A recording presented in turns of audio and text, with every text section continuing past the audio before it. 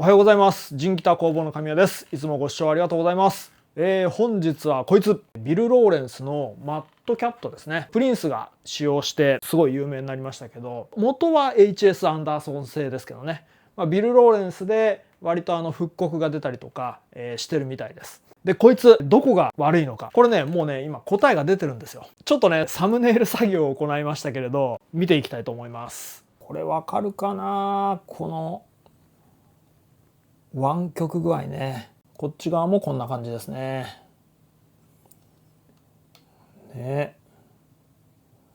ちょうどなんかポコッと膨れてるのがわかると思うんですよね。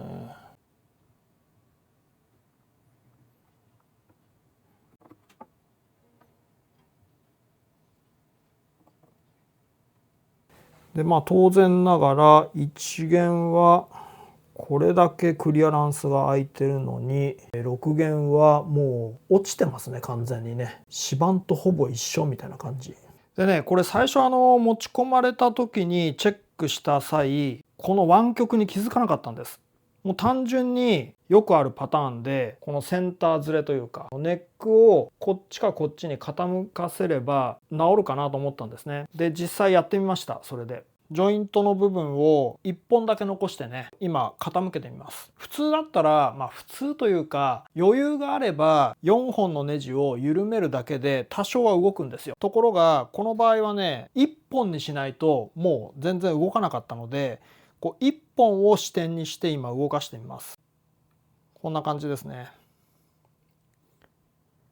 わかります？これこの状態でようやくここの部分は両方ともクリアランスが適正になるんですね。でところがここ見てください。相変わらずね弦落ちしそうなぐらいなんですよ。ギリなんですよ。こっちの1弦がハイのポジションのクリアランスとローフレットのねクリアランスに比べて、この1弦側のこの真ん中ちょうど9フレットとかそのぐらいの部分が結構クリアランスあるんですよ。最初ね本当にねなんでかなと思ったんですよ。はい、ということで今からアイロンをかけたいと思うんですけれど、実はもう20年以上25年ぐらいかな、アイロンをかけたことがありません。このね反り方に関しては。こっちのいわゆる順反り逆反りの反り方に関してはしょっちゅうかけてますけれど、このね左右のこの反りに関してはアイロンはね効かないっていうね判断に至ったんですよ。その昔ね 2,3 回ぐらいやったことあるんですね。でただその 2,3 回とも全くね効果がなかったんです。今回ねこのお客様最初はねこのジョイントネジ穴を全部埋めて、単純にこうネックをこっちかこっちにねこうやって左右に傾ける方向で、さっき言った6弦側のクリアランスがまだギリギリだっていうのはもう目をつぶってしょうがないっていうことで処置しようというふうなね話にもなってたんですけれど、ちょっと気が変わりまして、もう一回ね今の私のこの技術と、知識と、それを持ってもう一回トライしてみようっていうふうにね気持ちが変わったんです。ちょっとねあんまり期待はできないんですけれど、とりあえずアイロンでこの横方向の反りが治るかどうか今から実験したいと思います。ちなみにですねこのネックはご覧の通り板目です。正目のネックじゃないですね。板目の状態です。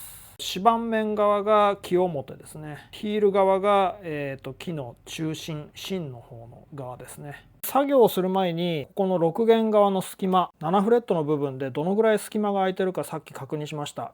約 1.5 ミリ隙間が空いてます。それだけこうやってね反ってるってことですね。アイロン後どのぐらい変化があるか楽しみですけど、ちょっと後でね詳細は見せますけれど、こんなようなね感じでクランプをしようかなと工夫をしてみました。本当はねこういう横方向じゃなくてこっちでねやりたかったんですけれど、ちょっとねいかんせんうまく収まりが悪かったのでこういう方向でやってます。このネックに関しては塗装がポリなので丈夫な方ですね。でも熱の影響でアイロンかけた後にコルクの跡がついちゃうと思いますけれど、その辺はねお客様には了承済みです。で今一応目視でほぼほぼまっすぐです。でこういう感じですね。はい、こんな風になってます。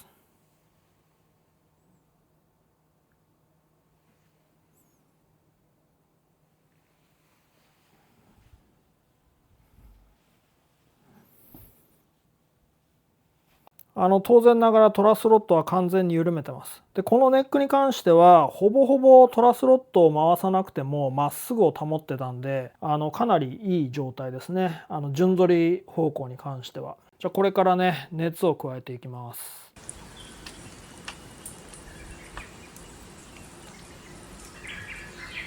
とりあえず私のやり方今からご説明します。ここにね温度の調節するところがあるんですよ。前にねここの隙間に温度計を挟んで、実際に温度を測ったことがあったんです。最初はね70度前後に設定します。25分とかそのぐらい、予熱をして、若干ネックを温めてあげるんですね。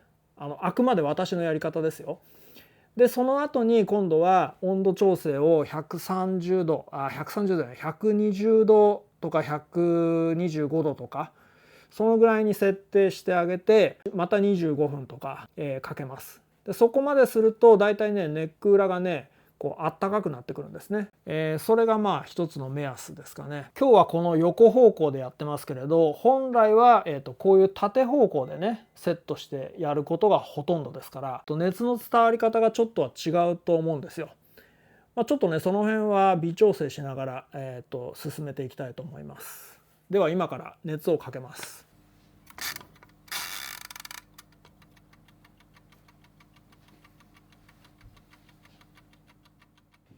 今ねちょうどタイミングよく今切れました。だいたい今25分から30分ぐらいやりました。こう触ってみるとちゃんとねこっちまで熱が伝わってます。なので、この方向でも一応熱はねちゃんと伝わるっていうことですね。これから今目盛りをね上げます。はい。でまた25分ぐらいですね。25分30分ぐらい。30分でいいかな。ここはね隙間を空けてます。フレットに密着はさせてません。通常だとこういうねパッドをこう挟んでこのぐらいの厚みは取ってますから。でじゃあこの状態のまままた30分後までやっときます。はい。今ちょうど30分ぐらい経ちました。手をこうやって近づけてみるともうかなり熱いですね。触ってられないぐらいじゃないですけど、でとりあえずこの状態で、一晩放置します。一晩放置してクランプを外して反りがどうなってるか分かりませんけれど多少いい方向に改善されていたらもうあと2回ぐらいはかける予定です。最高で3回か4回ぐらいですかね、かけてみてそれだけかけてもまだ全然状態が良くならないんであれば全く効果がなかったというふうな判断ですね。じゃあこのまま放置します。はい、それでは一晩経ちましたのでクランプを外していきたいと思います。ここに見ててくださいね。ここが元に戻るようであればアイロンが効かなかったってことです。さあどんな感じかな。よよほっほっ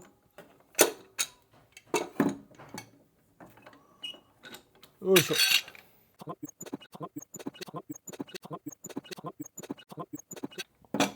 どう？変化あった？戻った？ダメですね。やっぱちょっと曲がってますね。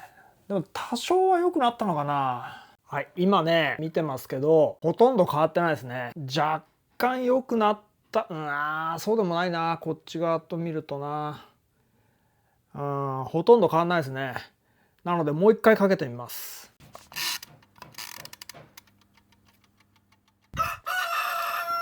はい、では2回目翌日ですね。外してみます。よいしょ。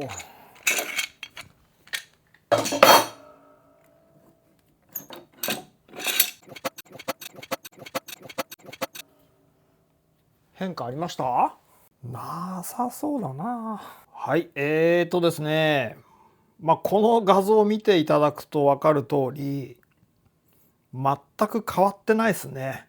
もう全然最初と変わんないですね。こっち側はもうギューンとこう曲がってるしこっち側はこういう風な感じで曲がってる。ダメですね。ここに直線定規を当ててクリアランスも測ってみますね。おお全然変わってないですね。約1.3ミリとかかな、最初が 1.5 ミリぐらいだったんで気持ち変わったかなぐらい。ダメですね。もう明らかにだってここ膨らんでるもん。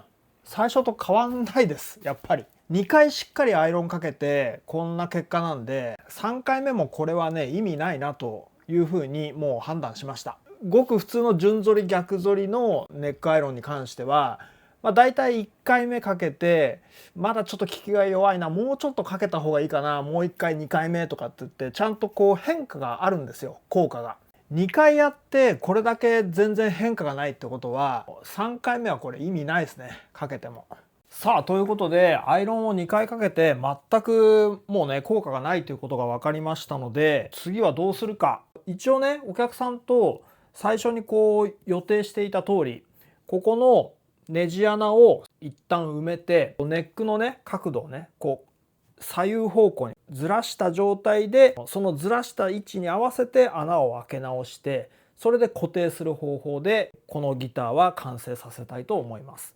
当然ながら6弦側だとエンドの部分とこっちのロー側は一応クリアランスは確保できる。だけど、相変わらずここの中間の部分に関してはもう弦落ちはしますよっていうことはもうお客さんとは了承済みです。ということでネジ穴埋めをやっていきたいと思います。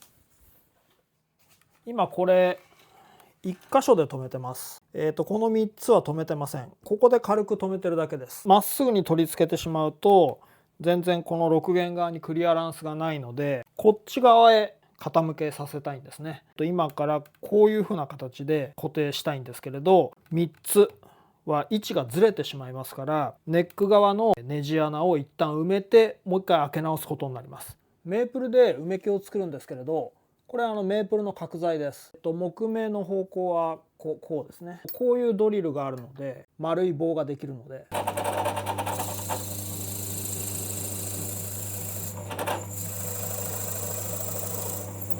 はい、そうするとこんなような形で、あとはバンドソーでできました。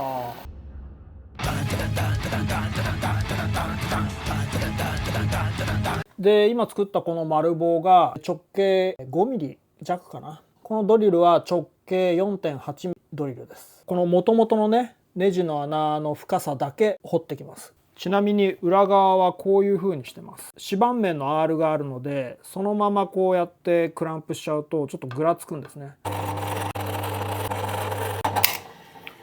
さっきね作ったこの丸棒、今開けたこの 4.8 ミリね、ここには絶対こうやって入んないんですよ。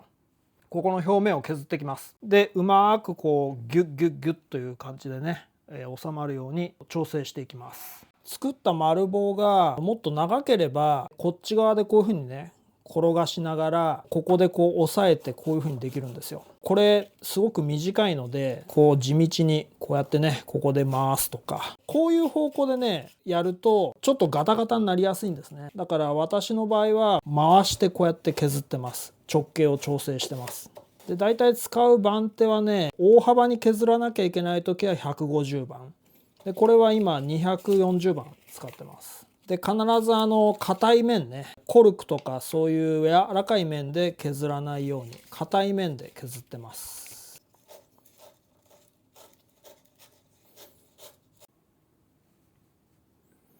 まだ全然入んないですね。さっきねこのねバリが出てましたけれど、そこは軽く取ってます。こうやって差し込む際にこの先端ね、ここの部分の角も若干ね落としとくとこんな感じですね。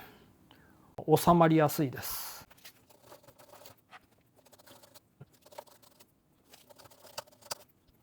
で今この抜いた瞬間の音聞いてくださいね。空気がペコンっていう感じで密閉してるような、この段階だともうちょっと削った方がいいんですよ。ぴったり入るんですけど、これから木工用のタイトボンドをここに塗るんですね。そうするとね微妙に膨らむんですよ、木材って。このぐらいのきつさで埋めようと思うと場合によってはね一番奥までそこまでこう入っていかないこともあるので、もう少し細くします。はい、今ね削ってきましたけどね、このぐらいですね。ちゃんと深さが入ってるかどうか。このぐらい入ってますね。はい、これで1個完成ですね。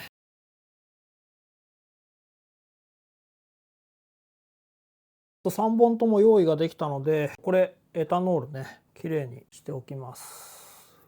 きれいにしておきます。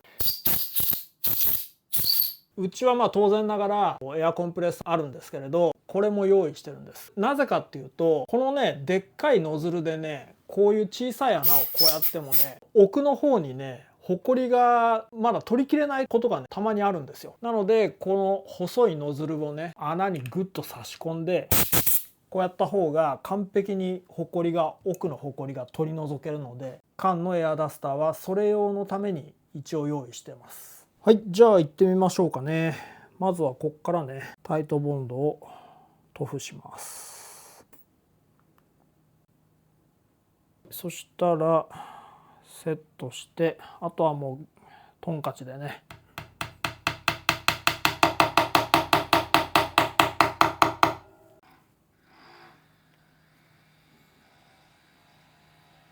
じゃあ続いてこのあと2つもやっていきます。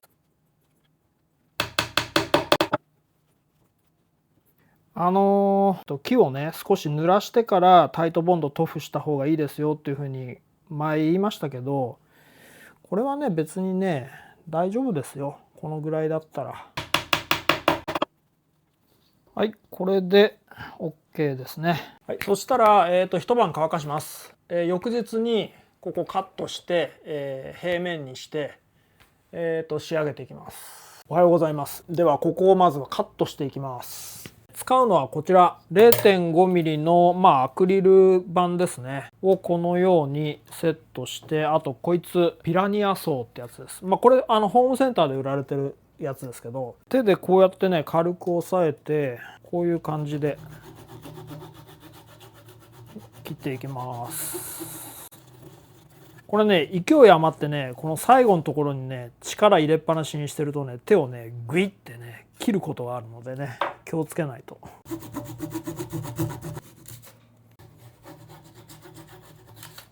お次はのみでここの出っ張りをカットしていきます。これ刃悪いな、研いでないな、全然切れ味悪い。これもう刃先ボロボロなんですけどね、専門学校通ってた時からね刃物の研ぎすごいね苦手だったんですよ。で先生が言ってたけどね、男性よりね女性の方がね刃物研ぎはね上手い人が多いって。余計な力が入んないんですって。男は力が強いから刃物を研ぐ時に余計な力が入りやすいって言ってたね。この動画を見てらっしゃる勉強熱心な皆様はこんな刃でやっちゃダメですよ。ちゃんと研いで切れ味を良くして使ってくださいね。これはダメなケースですからね。じゃあ研げよっていう話ですけど、なかなかね時間がないんですよ。いやでもこれダメだな、研がないと。ちょっとこの作業の後に久しぶりに刃物研いでみますか。出っ張りを完全に平坦にしました。次はボディに仮組みして1弦6弦だけ張って、左右のね角度をぴったり決めてから穴を開ける位置を決めます。ちょっと余談なんですけれど、このギターねリアのピックアップが死んでいて、リアピックアップ交換も頼まれてるんですよ。お客さんがね手配してくれたこのピックアップ、ディマジオのトゥルーベルベット、今ね付属のネジを見てみたら、なんとこれね多分ミリ合わないんですよ。ほら全然ガタガタ、ほらこんな感じ。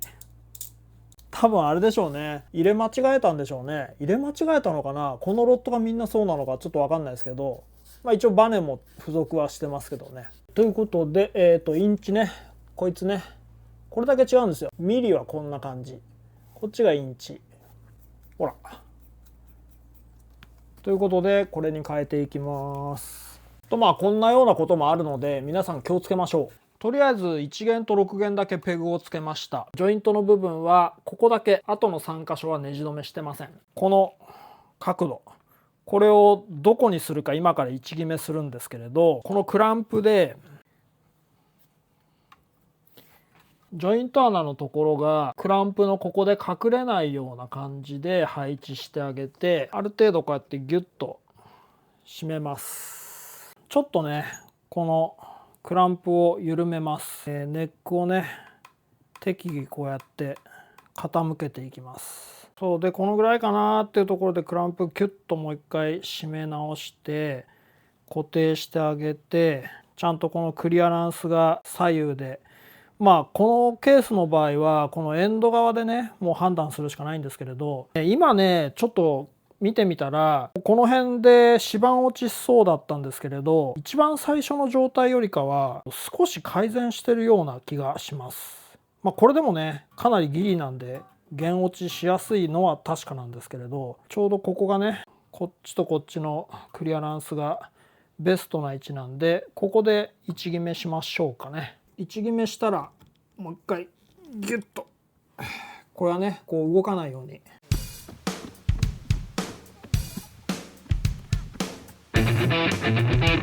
このドリルを使ってちょうど穴にぴったりなドリルをチョイスしてます。この穴の大きさっていうのは様々なので、中心の位置に印をしたいので極力ぴったりのドリルを使ってます。グッと差し込んでいってグッグッグッとこう印をつけます。はい、見えますかね。ちゃんと印がついてますよね。ここねネジ穴を開けていきます。ネック側にどのぐらいのね深さの穴を開けるかはちゃんとこうやってねどのぐらいここが出っ張ってるかを 13mm ですね。このネックジョイントに使われてるこのネジね、これ 4.6mm、 内側のこの幅ね、ここね 3.4mm と 3.4mm で開けましょうかね。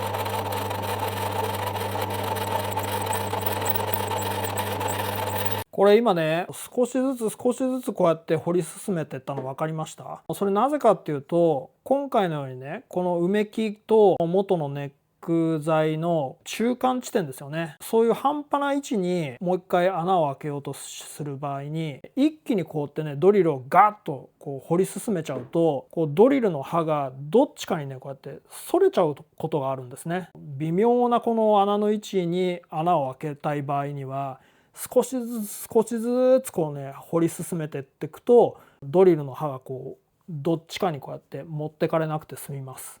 皿切りしときましょうね。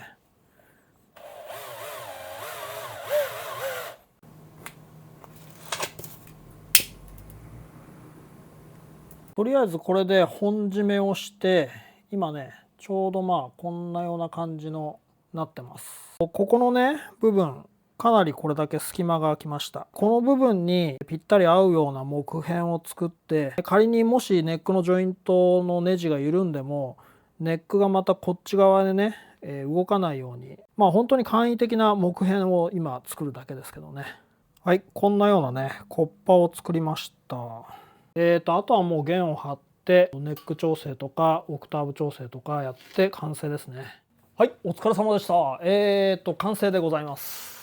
一番最初の状態と見比べてみたら7フレット付近、この辺りのクリアランスはほんのちょっと良くなりました。かろうじて弦落ちしないぐらいね。ネックアイロンでそうだな2割ぐらいは効いたんじゃないかなっていう気がします。でも相変わらずこうやってね見るとグワンっていう感じで元通り反ってます。